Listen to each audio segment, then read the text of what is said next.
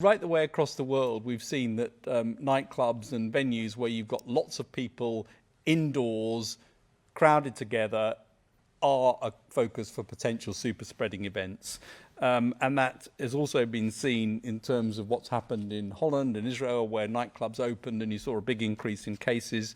So I think there's no question that that is an environment in which spreading is easier. You've got lots of people quite close together. You've got the environment in which spreading becomes easier.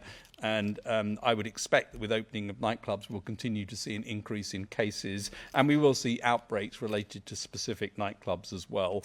And that's, again, why it's so important that everybody comes and gets a vaccine so that we can reduce the chance of spread and we can reduce the chance of consequences of that spread. The principles of how COVID and other respiratory viruses spread follows the Japanese 3 Cs, which the Japanese government have used to advise their citizens from the outset of this pandemic.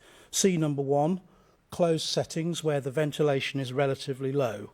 C number 2, crowded settings where there are a lot of people per square metre, basically. C number 3, close social contact, if that's the purpose of being there, particularly, and particularly if it's strangers or people you don't normally mix with. Now, I don't particularly think it's helpful to pick out a particular type of building or a particular type of business. I could create the Japanese 3 Cs by inviting a load of strangers into a garden shed and sitting around having a beer with the door shut. That would do it. That is the Japanese 3 Cs encapsulated. So those are the things that as scientists we are concerned about, wherever they occur and under whatever circumstances. Thanks very much. Dan Hewitt, ITV. Thank you, Prime Minister. You all said the roadmap was cautious but irreversible. With so much uncertainty over how high infection rates and hospitalisations could get, do you concede that is now a promise you can no longer keep, that you may have to at some point reimpose these restrictions later in the year? Thanks, Dan. And yeah, thanks for asking that, because I want to repeat really what I said last week, and I think perhaps the week before about this.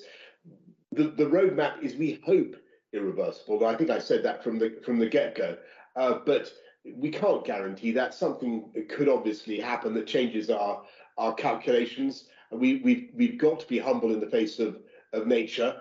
There could be some new mutant, some new variant of the virus that we have to respond to in a particular way. And I've always been very clear about that. The only way we can make the roadmap irreversible, Dan, is by continuing to be cautious. And that, I'm afraid, is why we've got to continue with the measures that we are, continue with the routines that we have for test, trace and isolate, but above all, why we've got to continue to focus, as JVT and Patrick have said, on that vaccination campaign and get your jab.